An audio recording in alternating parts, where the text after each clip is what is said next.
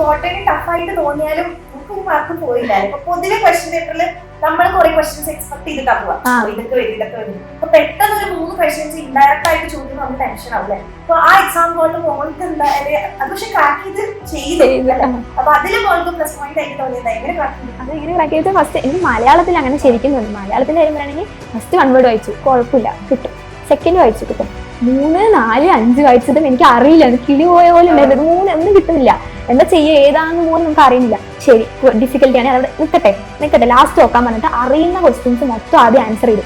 അത് കഴിഞ്ഞിട്ട് നമുക്ക് നല്ലോണം സമയം ഉണ്ടാവും. നല്ലോണം സമയമുള്ളപ്പം ഈ കഷ്ടമുള്ള ക്വസ്റ്റ്യൻസ് ജസ്റ്റ് തിങ്ക് ചെയ്തിട്ട് എഴുതുന്നു, നമുക്ക് അറിയുന്ന ആൻസർ എഴുതുക. അത് കഴിഞ്ഞിട്ട് ഏറ്റവും നല്ല കാര്യം എന്ന് വെച്ചാൽ എക്സ്ട്രാ ക്വസ്റ്റ്യൻസ് നമുക്ക് അറിയുവാണെങ്കിൽ എക്സ്ട്രാ ക്വസ്റ്റ്യൻസും കൂടി എഴുതുന്നത് വളരെ നല്ലതായിരിക്കും. കാരണം ആ സെക്ഷനിൽ നമുക്ക് ചിലപ്പോൾ അറിയുന്നതായിരിക്കും. ചിലപ്പോൾ നമ്മൾ ചില കുട്ടികളുടെ ഫ്രണ്ട്സ് ചിലവർ എഴുതാറില്ല. അവരെന്ത് പറയും, ഇതിൽ മാർക്ക് കിട്ടുമല്ലോ, അതെന്തിനാ വെറുതെ എഴുതിയ സമയങ്ങളിൽ നിന്ന്. പക്ഷെ അത് ശരിക്കും അഡ്വാൻറ്റേജ് ആണ്. ഇതിൽ എന്തെങ്കിലും തെറ്റിയാൽ നമുക്ക് അതിൽ മാർക്ക് എടുക്കാനായിട്ട് പറ്റും. പിന്നെ 1 വേർഡ് ടഫ് ഉള്ളത് ഞാൻ അങ്ങനെ മാറ്റി വെക്കും, അവസാനം നോക്കാന്ന് പറഞ്ഞു വെക്കും. ബാക്കി ആദ്യം കഷ്ടമുള്ളത് നോക്കിക്കൊണ്ടിരുന്ന അറിയുന്നതും കൂടി കയ്യിൽ നിന്ന് പോകുന്ന